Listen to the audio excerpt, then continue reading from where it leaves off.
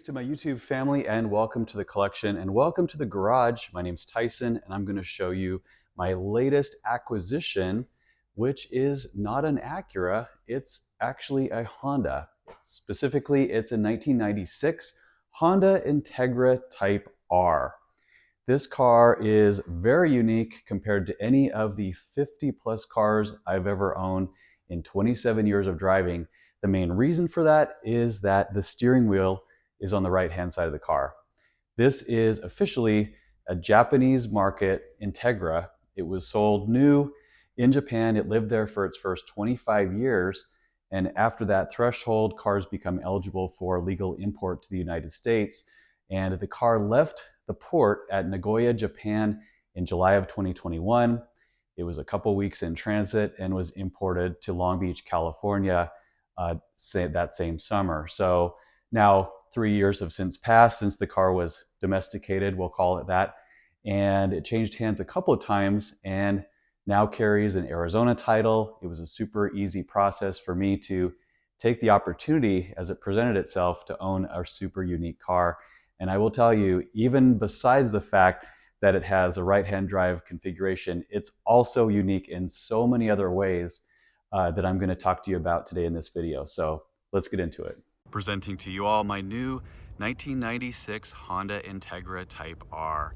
What a cool car, and I am super happy to be able to show this to you all and enjoy it for a while because it's been a bucket list vehicle for some time now, especially because the third gen Integra from the very get-go is such a competent platform, let alone when you add a few nuances for handling and performance as Honda and Acura did with this version. So I'm going to try and take you guys from front to back, inside and out, with some of the high-level details about what makes this car special. I, of course, am no expert on this platform, and in fact, the Type R community is so dedicated. I'm sure they'll have much more reliable resources than me, but I am enjoying the platform and learning a lot about it as I go, especially learning about how to properly drive it too. So first and foremost, this is a 1996. In the United States, the Type R was introduced to the market for 1997, a year later, and ran through 2001 with a break in the model year 2000. So the car basically took the already competent existing third generation Integra platform and raised things up a notch in terms of the performance and the handling and the overall aesthetics of the cars. Some of you will remember my last third gen Integra was a 1999 Supersonic Blue Pearl GSR that I had a ton of fun with. I really do miss that car. Now the base Integra for the third generation earliest years had about 140 horsepower. This one has about 195, so a good 50 horsepower bump from the base model, which was substantial, as well as some weight savings benefits that we'll get into a little bit later. Now, because of the 25-year rule, this car became eligible for legal import into the United States in 2021. And Googling the chassis code or the VIN, I actually did find videos of this car driving around in Japan, and I'll share clips of those here at some point in the video. And the car was imported by a company called JDM Expo. They specialize in all sorts of unique Japanese market cars coming to the States. The car is finished in championship white, which was a color exclusive to the Type R. It came in both two-door, or three-door rather, in this case, because it's a hatchback, and four-door variants. And it had, for 1996 model year anyway, this set of 15-inch color-matched wheels. Now, you'll hear a lot about the 96 spec versus 98 spec Type R. That's because there were some significant changes that took place in 1998, and one of those that I've just recently learned about is that the car did receive a 5-lug wheel pattern. So this is, of course, a 4-lug because it's an earlier car. Right off the bat, you'll notice a lot of things unique to the Type R, or at least the Japanese version Type R, that you wouldn't find on the US spec car. One of them is these one-piece headlights with the integrated fogs up here on the center. And then moving around to the side, we have side marker lights for your turn signals. There is no moonroof in this car, slick top. There's also no third brake light in the back window and no wiper. So all the US cars would have had a wiper there. And then you can see some decals here that indicate obviously the VTEC capability as well as LSD or limited slip differential. This car does have just a few modifications that we'll have to call out eventually. One of them is that it's riding on a coilover suspension. It also has an aftermarket intake system, exhaust, and audio setup, all of which I'm actually okay with. The system, at least from the exhaust perspective, is not overwhelmingly intrusive, and it gives the car a little bit of extra growl to it. We'll move into the interior here momentarily, but I did just want to call attention to a couple more things on the outside. One of those is you'll notice the wipers sweep in the opposite direction from a US based car, which is kind of interesting. Inside the cabin, we have a nicely bolstered set of Recaro red bucket seats. These really cool floor mats that have, on the driver's side anyway, there's a little Type R logo there on the bottom. And this is a unique Japanese feature too. There's a bracket here in the passenger footwell that's for a flare. This is a signal flare that if you pull it out and if you twist it, one way or the other, let's try it again. Oh, this way. It's a emergency flare for those situations when you may need it. You'll notice a couple special things about the interior here. One of them is there's no clock. There's just a blank plate there that says Integra. That may have been for a weight savings measure, although the car definitely still has a few weight adding measures. This one specifically has air conditioning, which was an add-on. In fact, I'll get into the records a little bit later, but I found the paperwork that shows the dealer installation of that air conditioning system back around May of 1996 when the car was sold to its original owner. Moving to the driver's side here, got that characteristic chime that no matter which country you're in, I feel like that sequence is probably about the same. I'm going to show you something cool when I put it into on. The antenna is starting to raise up on the back. You'll hear that in a second, but keep your eyes peeled for just a second. I'm going to hold the camera up to a little speaker by the windshield and you'll hear this.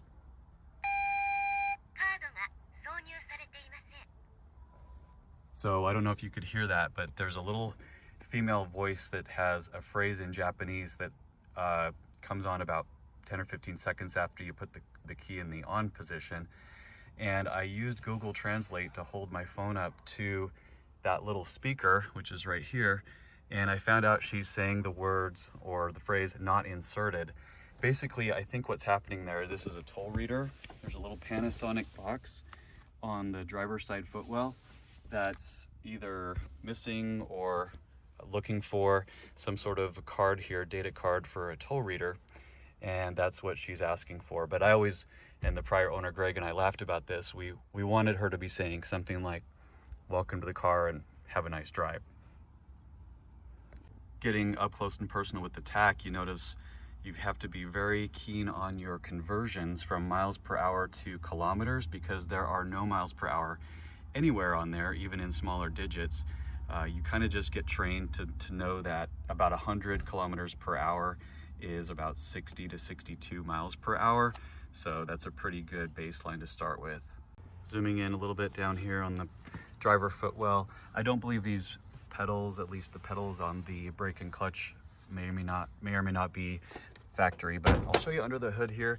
This is a B18C motor that has some special enhancements that are Type R specific. And there you have it, this high revving beast. This engine redlines at 8,400 RPM and the tach goes all the way to 10K. And I will tell you, it loves to rev. Every Integra I've owned is like that, but this one in particular is above and beyond anything else I've ever driven. Some cool features here on the radiator core support. There's a little badge here that has the chassis code here. It says Type R. These ones over here, I used Google to translate for me, and they have messaging about service history. So there's that aftermarket Mugen or Mugen intake, depending on who you talk to and how they pronounce it. The VIN, of course, is fewer than 17 digits, like a US VIN. So it's right there on the firewall. Car does not have anti-lock brakes, so some of the braking equipment on a US car would be over here. The battery is up against the firewall. I can't remember if that's the case for the US spec typical third gen cars, but that's kind of a unique placement there. This car also has a set of Toda headers, and it has some chassis rigidity enhancements. This strut tower brace, I believe, is factory issued for all Integra Type Rs. There's also one in the back of the car just to give it that extra bracing. So I did get some maintenance history on the car. This vehicle actually sold on Bring a Trailer back in 2023, and according to that listing, it had received a recent timing belt, water pump, front main seal, valve cover gasket, spark plugs, cam seals, accessory belts, coolant flush, and an oil change. And since that time, it also received this new set of hand-cooked tires. Of course, 15-inch tires are getting to be kind of tough to find because it's such an obscure and small size these days. And then more recently, it got a synthetic oil change and front and rear brake pads. So mechanically, the car, at least from what I can tell right now, is pretty solid and ready to drive for a long time. The mileage is only 128,000 kilometers. So if you do the conversion on that, it comes out to like 80,000 miles, which when you consider that the car is 27 years old, 80,000 miles isn't too bad.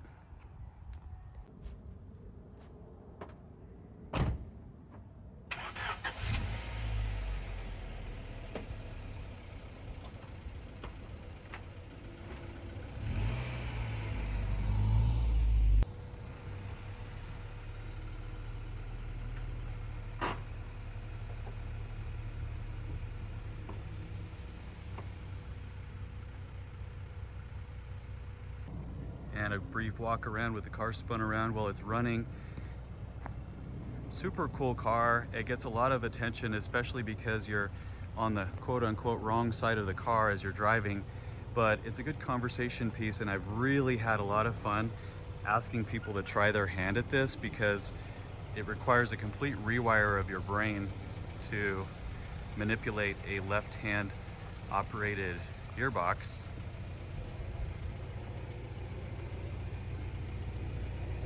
The thing that does make it a little bit straightforward for those who haven't had a chance to do that is that the gear pattern in terms of 1 to 5 in reverse is exactly the same as a US car. You have first at left and up and reverse right and down. And then the pedals as well are exactly identical. So thankfully those things don't throw you for too much of a loop. What does get you is the turn signal. You can see this one is indicating right. If you go up, that's indicating left. And then we have wiper stock on the left side. So the big mistake a lot of people make, which I made too, is turning on the wipers when you mean to indicate left. There is no airbag here, no cruise control. It's kind of sparse, honestly, on creature comforts, but for a Type R, that really didn't matter to people. I really love the carbon fiber look overlays, which include the window switches as well as the console down there. And the headlights, of course, are also operated on the right. I'm going to show you guys those yellow integrated fog lights, which are one of my favorite features of this car. It's tough to illustrate on camera, but they are a really cool, vivid yellow color for those fogs.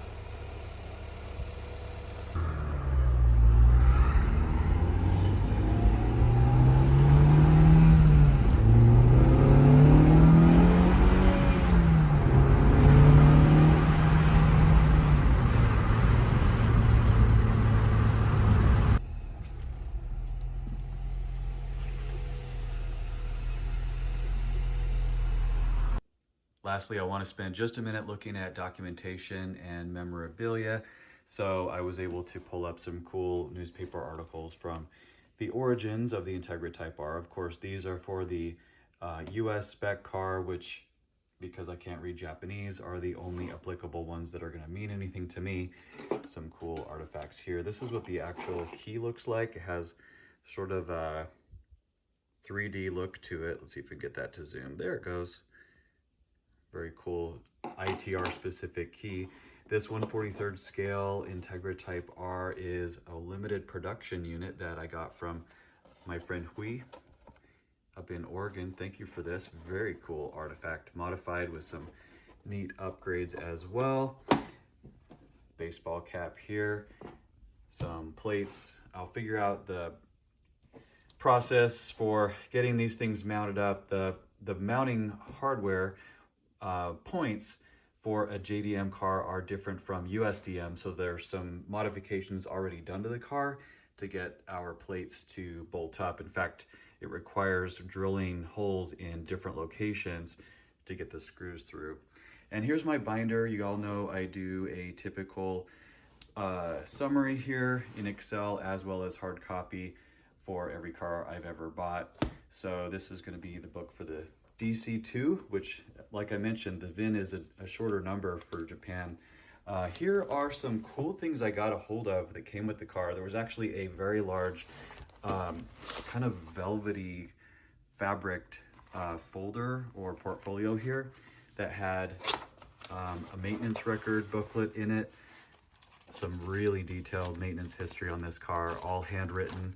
And then these are business cards that I used Google Translate to identify the name of the original selling agent. And Verno was the name, from what I understand. Again, those of you who live and breathe these cars can correct me, but it was a chain of dealerships that Honda marketed these cars through in Japan. So these documents here are mostly registration and insurance renewal slips.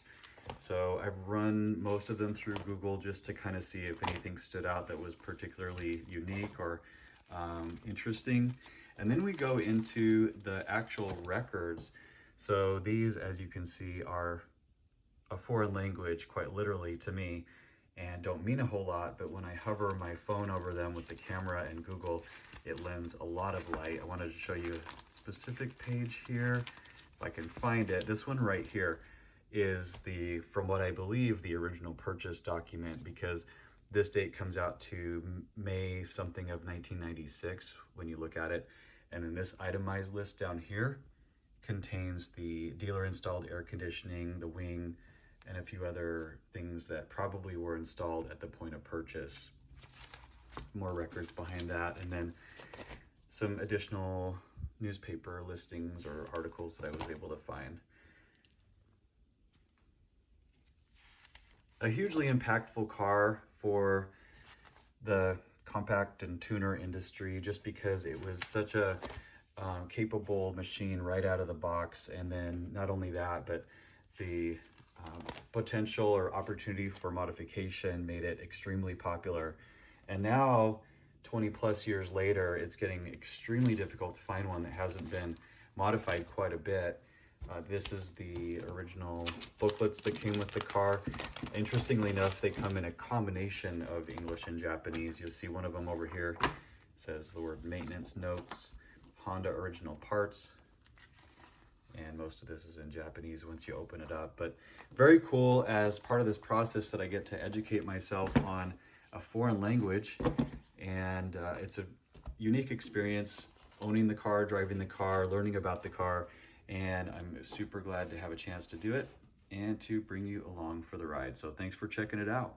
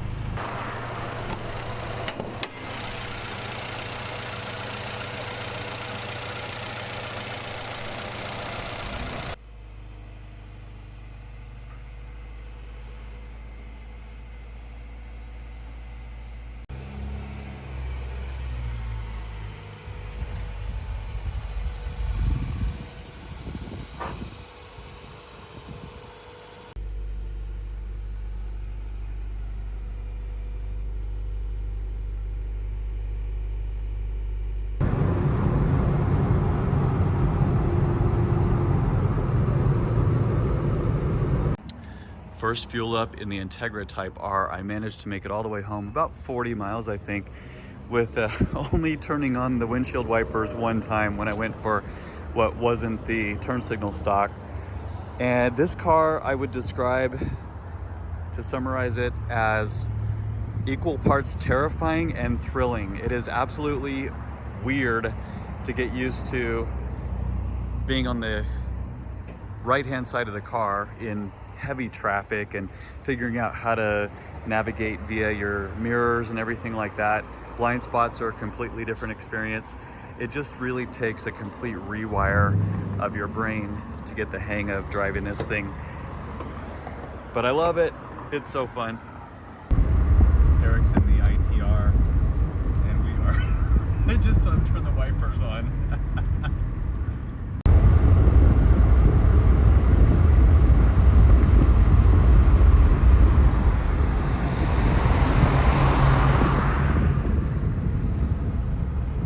Driven a right-hand drive car since I was in Australia.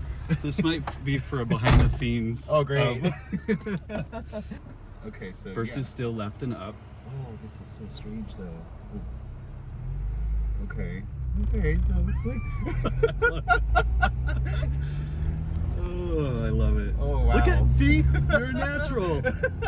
This is still a little bit strange because I've never shifted with my left hand before. This Third is great gear? if you're a left-handed Oh, 100%. person. Yeah, you can go where, I don't know. I was Just like- weave around.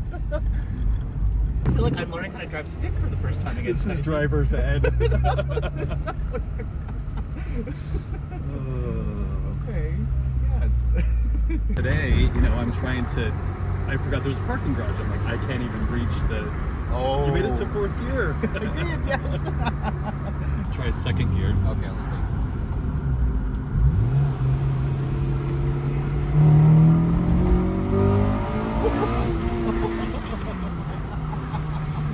That is nice.